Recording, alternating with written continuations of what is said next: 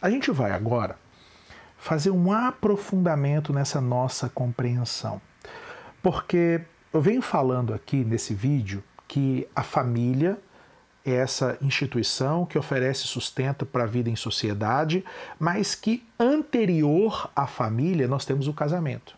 Então o casamento sustenta a família, que sustenta a vida em sociedade.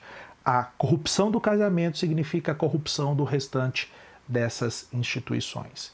Bom, nesse sentido, gente, o casamento ele precisa ser interpretado não apenas como o começo de uma família, mas também como a oportunidade que a humanidade tem de manifestar a imagem de Deus. Bom, agora eu quero mostrar para você, eu quero explicar para você como então na vida conjugal, no casamento, na vivência do casamento, o homem tem oportunidades específicas. Quando eu falo homem aqui, eu me refiro a homem e mulher, a humanidade. Então, como que a instituição chamada casamento proporciona a homens e mulheres a oportunidade de serem ainda mais humanos. E quando eu falo serem ainda mais humanos, significa cumprir com mais excelência ainda a missão de ser imagem e semelhança de Deus, ok? Vamos lá? Bom, gente, primeiro é que a gente não pode se esquecer que a Bíblia apresenta o nosso Deus como Deus fecundo. O que significa esse Deus fecundo?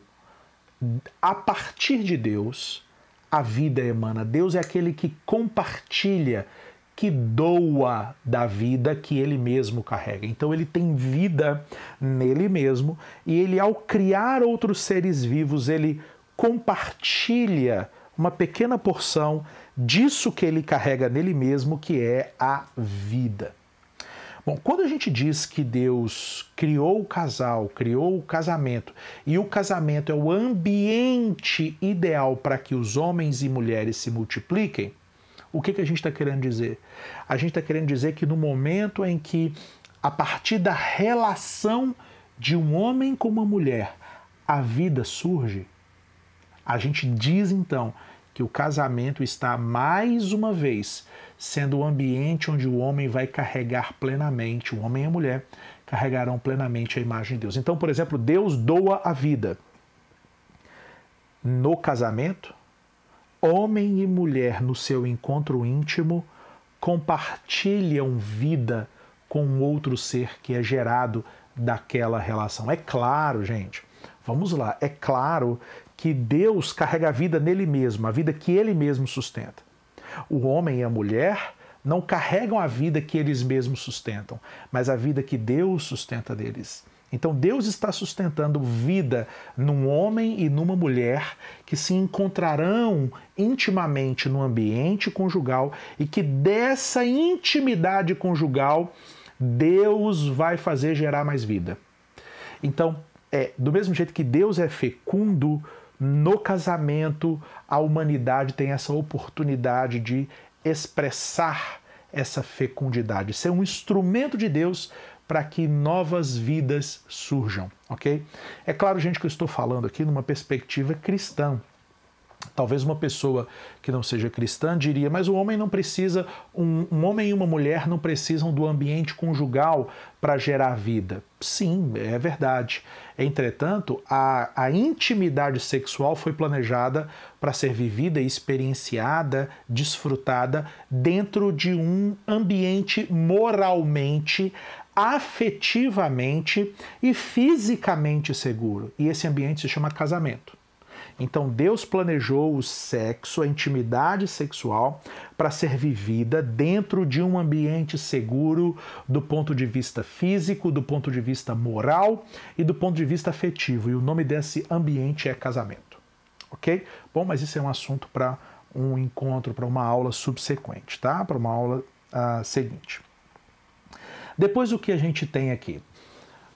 Além do casamento permitir que a humanidade expresse a característica de ser doador da vida do próprio Deus, ou seja, de ser fecundo, como Deus é fecundo, o casamento também é esse momento em que a humanidade, homens e mulheres, têm a oportunidade de vivenciar vivenciar uma relação governada por princípios morais, pela moralidade. E isso também faz parte da glória de Deus, ok?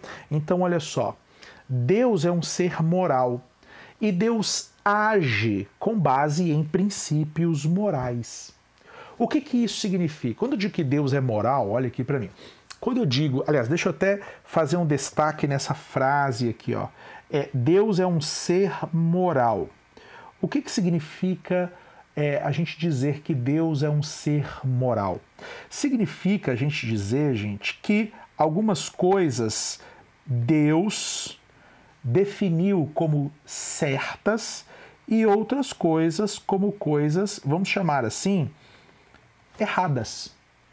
Essa noção de certo e errado é uma noção moral, aquilo que deve ou não deve ser feito, ok? Então, a ideia de um ser moral é essa ideia de um ser que estabeleceu, no caso nosso Deus estabeleceu o que é certo e errado com base no caráter dele, ok? Ele é o parâmetro para ele mesmo dizer o que é certo ou errado, para ele e para nós, suas criaturas. Agora, a gente precisa entender que o casamento também é um ambiente com fundamentos morais. Bom, o casamento não tem, gente, um fundamento afetivo num primeiro momento. A Bíblia parece não apresentar o sentimento entre um homem e mulher como a coisa mais importante para a manutenção de um casamento. Para a Bíblia Sagrada, parece que o caminho não é esse. Parece que para a Bíblia Sagrada, o fundamento da relação entre um homem e uma mulher está na disposição desse homem e dessa mulher permanecerem fiéis à aliança que eles mesmos decidiram fazer. Então isso faz com que a gente olhe para o casamento e diga: no casamento, o homem tem a oportunidade de manifestar a imagem de Deus, porque Deus é um ser moral. E como Deus é um ser moral, ele tem que se manter fiel ao que ele mesmo, os compromissos que ele mesmo fez. E, portanto, o casamento é esse lugar em que um homem e uma mulher, essa relação, em que homem e mulher entram depois de terem feito a escolha de entrar nessa relação e, portanto, decidirem se manter fiéis ao compromisso que eles mesmos fizeram. Deixa eu explicar um pouco mais para você aqui essa afirmativa minha de que o fundamento do casamento, o casamento ele não é essencialmente afetivo. A ideia aqui é, segundo a Bíblia Sagrada nos apresenta, um homem e uma mulher não se casam prioritariamente por estarem apaixonados, por gostarem um do outro, por terem aí paixão, atração um pelo outro. O casamento não é inaugurado aqui. O casamento é inaugurado a partir da decisão e do compromisso desse homem e dessa mulher andarem juntos. E é inclusive o compromisso entre esse homem e essa mulher que vai permitir que a paixão, que a atração física, que os afetos, não é, sejam desenvolvidos. Então, o casamento não é um prédio construído sobre as bases do sentimento. O casamento é um prédio construído sobre as bases do compromisso. E esse compromisso conjugal ele está muito claramente desenhado na Bíblia Sagrada a partir da figura da aliança. É uma aliança, uma espécie aí de jura, ok? Entre um homem e uma mulher. E é interessante a gente observar que Deus também se relaciona com o seu povo a partir da aliança. Deus também se relaciona com o seu povo a partir da aliança. O tema da aliança, gente, está aparecendo na Bíblia o tempo todo. Deus dizendo: eu serei o seu Deus e vocês serão o meu povo. O casamento também é aliança, a essência do casamento é aliança. Então, quando a gente diz que Deus é um ser moral e que o casamento também é uma instituição moral, o que a gente quer dizer é que o fundamento do casamento está na disposição do homem e da mulher manterem os compromissos que firmaram um com o outro. E aí, gente, a gente sabe que é um problema. É aqui que a gente sabe que a visão cristã de casamento colide frontalmente com a visão mundana ou cultural de casamento. Por quê? Porque na visão cristã de casamento, primeiro vem a aliança, primeiro vem o compromisso e depois vem as dimensões afetivas, a dimensão sexual, a dimensão aí da paixão. Eu não estou dizendo que essas coisas não possam acontecer ao mesmo tempo. O que eu estou dizendo é que o que mantém e o que autoriza um homem, uma mulher a se casarem diante de Deus não é o quão atraídos um pelo outro eles estão, mas sim a disposição desse homem e dessa mulher de se manterem leais um ao outro, fiéis um ao outro, vivendo juntos a vontade de Deus para o casamento. Então, é nesse sentido, meus irmãos, que aqui, como eu disse, a visão cristã colide frontalmente com a visão mundana. Por quê? Porque na visão mundana, na visão romantizada do casamento, primeiro, o que sustenta o casamento é a paixão, o que sustenta o casamento, eles até chamam de amor, mas aquilo que a cultura, aquilo que os filmes muitas vezes chamam de amor não passa de paixão com um forte apelo sexual, só que colorido de rosa e florido, ok? É claro que a gente sabe que a atração física, a paixão entre um homem e uma mulher são elementos indispensáveis numa boa relação conjugal. Entretanto, o que a gente não pode concordar é que é isso que sustenta a relação conjugal, mesmo porque haverão momentos, e podem haver momentos, existem realmente momentos, em que um casal bem casado, um casal que tem um casamento estável, vivendo para a glória de Deus, por diversos motivos eles podem, por exemplo, não ter mais tanta atração sexual. Por diversos motivos isso pode acontecer. E aí a ideia é que o casamento acabou? Não. Eles podem, como casal, estar vivendo um período de conflito, de desentendimento. Então o coração daquele homem não está apaixonado assim, com borboletinhas e coraçõezinhos por aquela mulher. Ele está com raiva dela, porque ela fez algo errado para ele. Ou ela está com raiva dele, porque ele fez algo errado para ela. Entende? Então, nesse momento, a gente vai dizer que a visão cristã de mundo diz assim, não, mas ele está com raiva dela, ela está com raiva dele, mas ele pode dizer que a ama. Por quê? Porque o amor não tem a ver com aquilo que ele sente momentaneamente a respeito dela, e nem o que ela sente momentaneamente a respeito dele.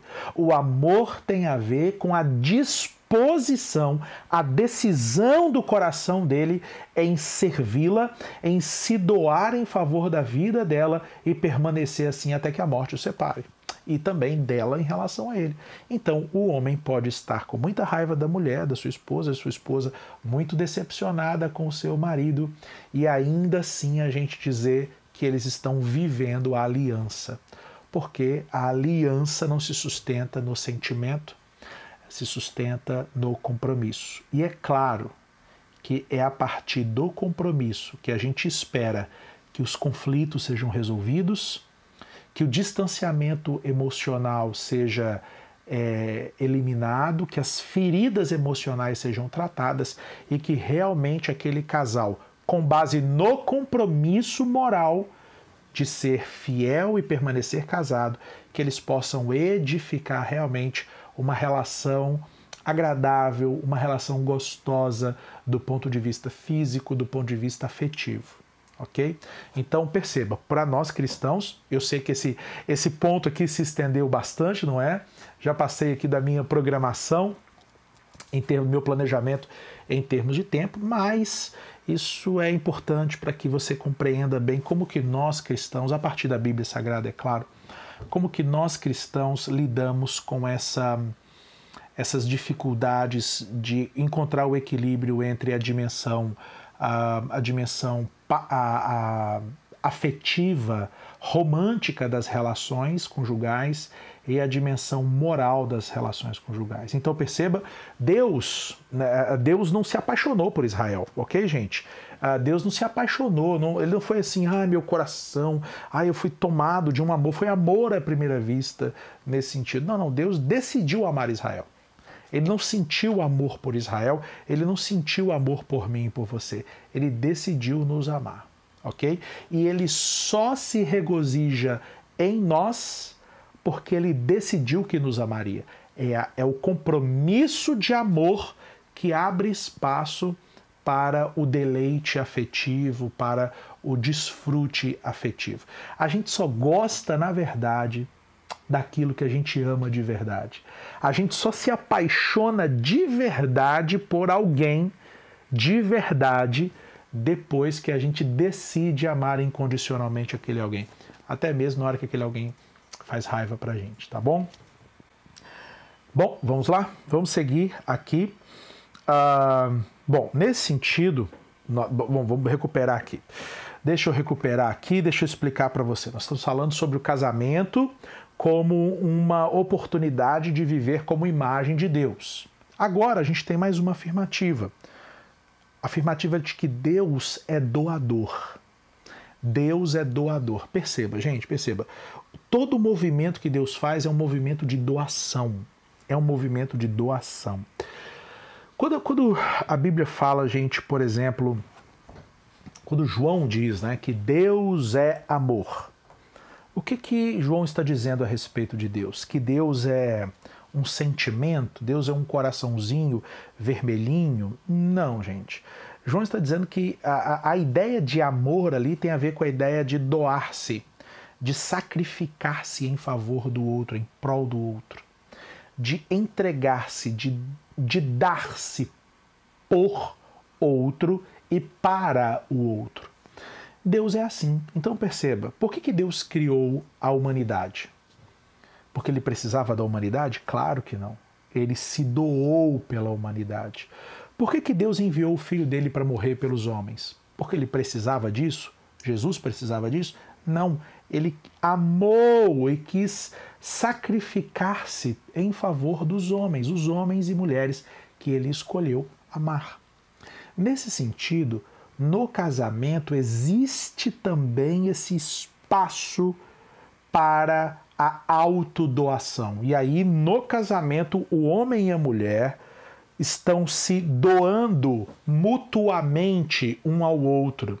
E nessa doação mútua, o homem se doando para a mulher e a mulher se doando ao homem, o que acontece? Eles vivem juntos, eles carregam juntos a imagem e a semelhança de Deus. Eles manifestam a glória de Deus enquanto se doam um ao outro.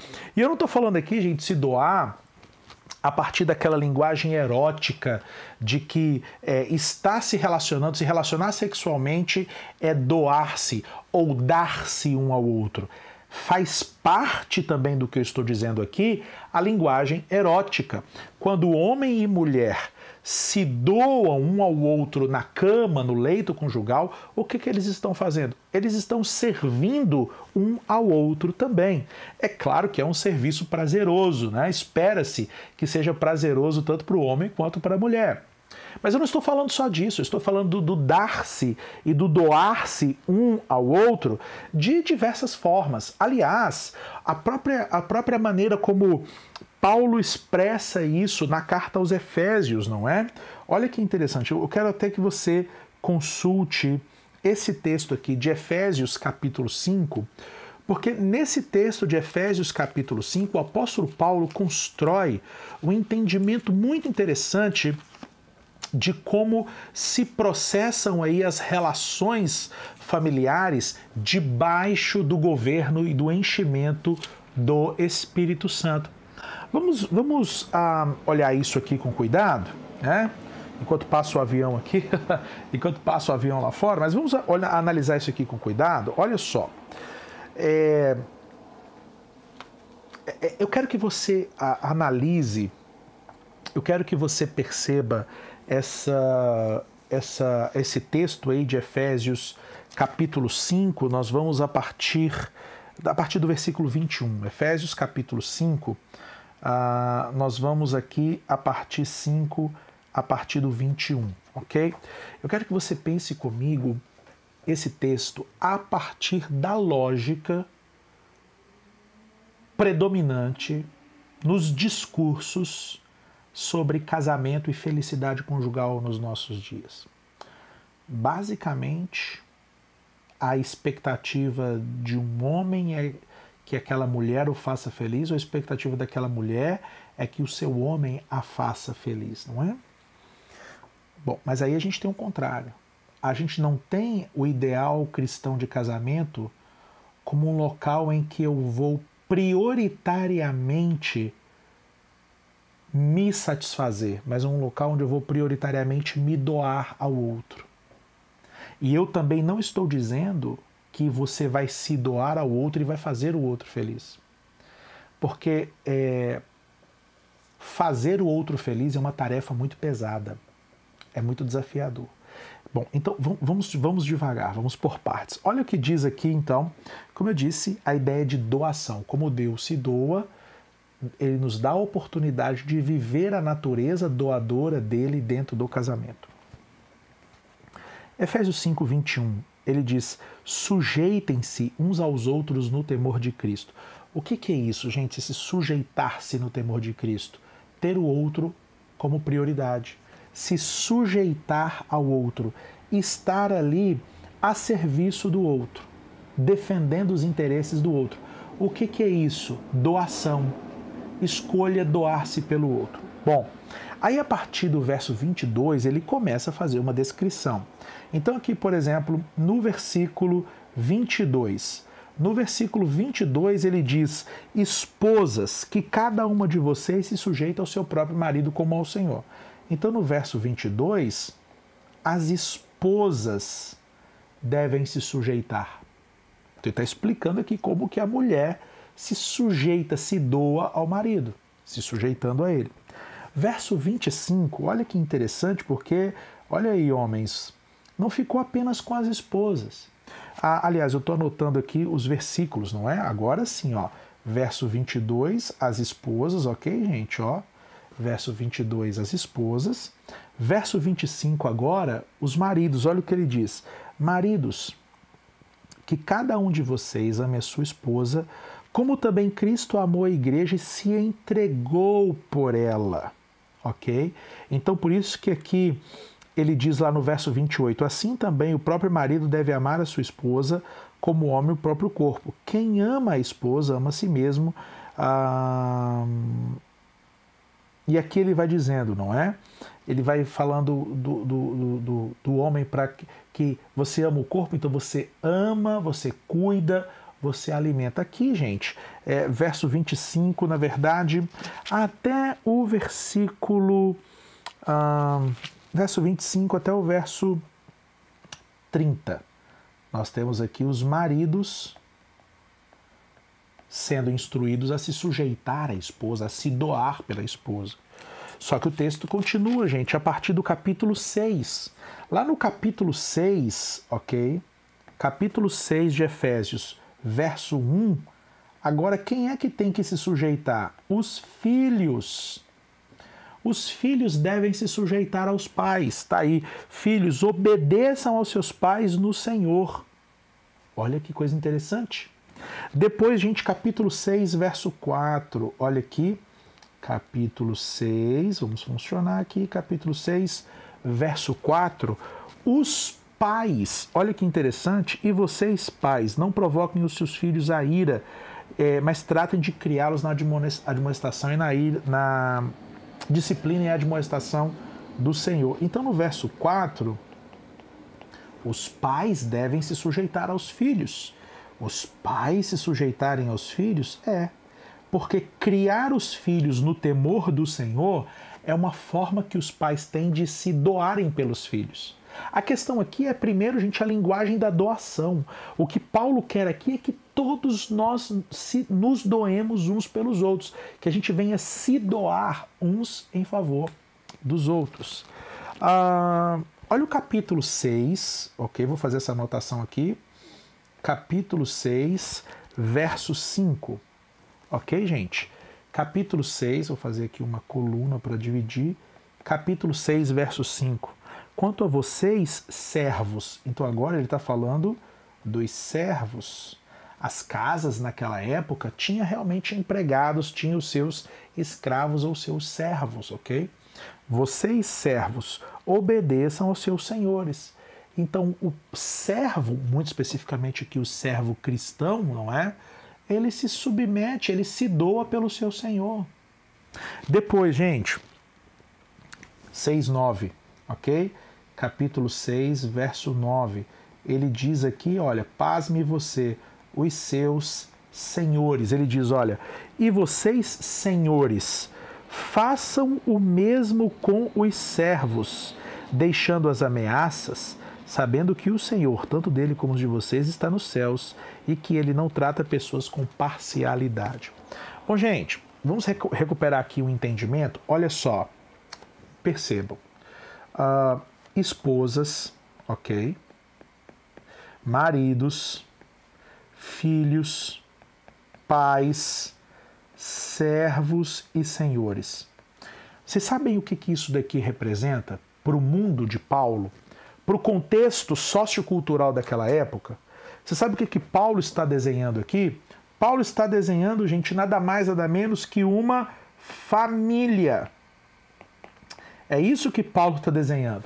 Quando ele está falando aqui, por exemplo, sobre senhores e servos, ele não está falando de gente que está trabalhando lá na indústria, porque nem existia indústria como nós entendemos hoje, né? Como existe hoje. Mas ele está falando aqui, gente, basicamente do núcleo familiar, da organização familiar, relacionamento conjugal, marido e esposa.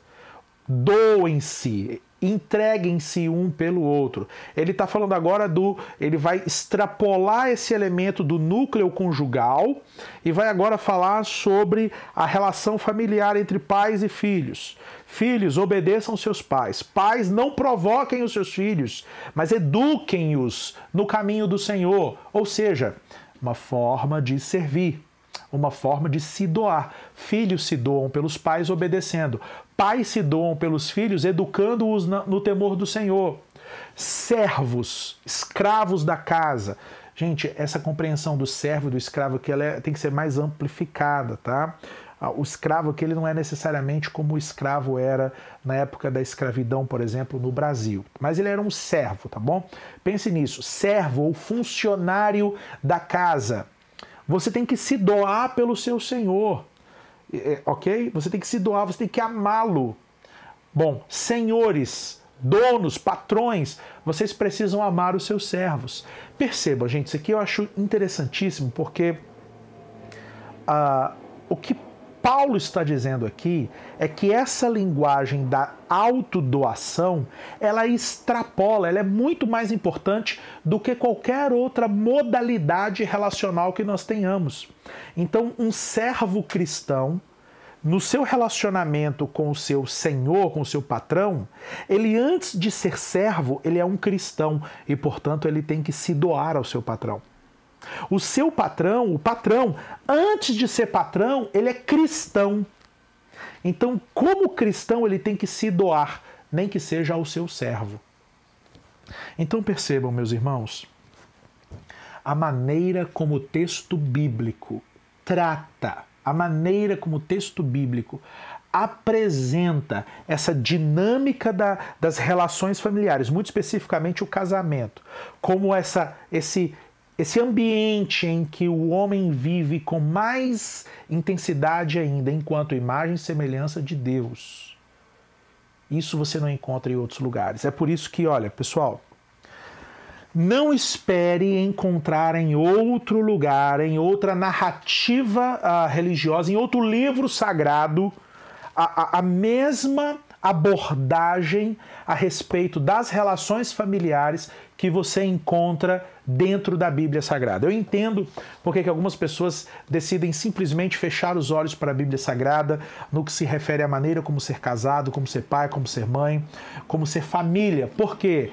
Porque a Bíblia Sagrada apresenta a noção de casamento, a noção de conjugalidade, a noção de interdependência familiar de uma forma infinitamente superior e sublime se comparada a qualquer outra narrativa religiosa, a qualquer outra filosofia, seja uma filosofia religiosa ou seja uma filosofia aí que emana de algum senso cultural ou de alguma ideologia política. Ninguém, nenhuma instituição, nenhuma narrativa, nenhuma cosmovisão supera o que a Bíblia diz a respeito do casamento, da família e de como casamento e família possuem em si mesmo, na sua estrutura, um convite à doação mútua.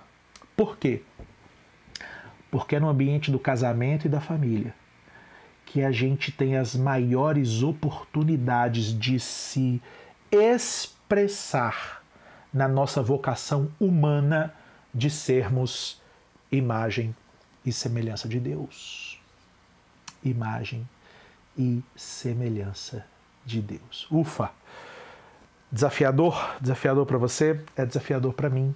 É desafiador para todos nós, ok?